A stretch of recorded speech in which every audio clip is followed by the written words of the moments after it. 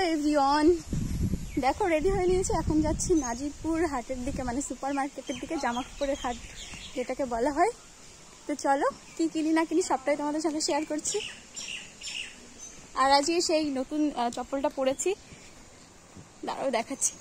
এই যে নতুন চপ্পলটা দেখতে পাচ্ছ, এটা কিন্তু পরতে একদমই কমফোর্টেবল না, মানে আমি ভেতরের দিকে পা ঢোকাতেই পারছিলাম না। তারপরে আমার পায়ে আবার ফোসকা পড়ে গেছে।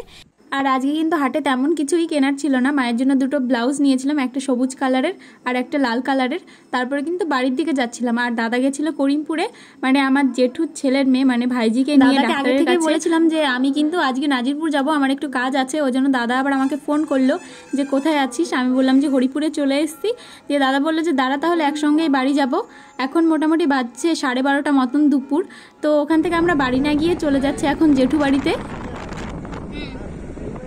আজকের ওয়েদারটা কিন্তু ভালোই ছিল। আর ওয়েদার ভালো থাকলে আমার ফোনের ভিডিও ছবি কিন্তু দারুণ আসে। আর এক এক সময় এমন কালো ভূতের ভিডিও ছবি আসে, মানে ভিডিও করতেই ইচ্ছে করে না। ওই জন্য দেখো ভালো আসতে জন্য ভিডিও করতে করতে যাচ্ছে।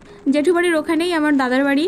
তো ওই দাদার বাড়ির পাশেই আমার একটা বান্ধবীর বাড়ি, ওর সাথে গিয়ে গল্প করলাম। আর এই যে দেখো আমার বান্ধবীর কিউট একটা মেয়ে, ওকে টাটা বাই বাই বলে চলে আসলাম। আর আজকের ভিডিও এখানে শেষ করছি, টাটা।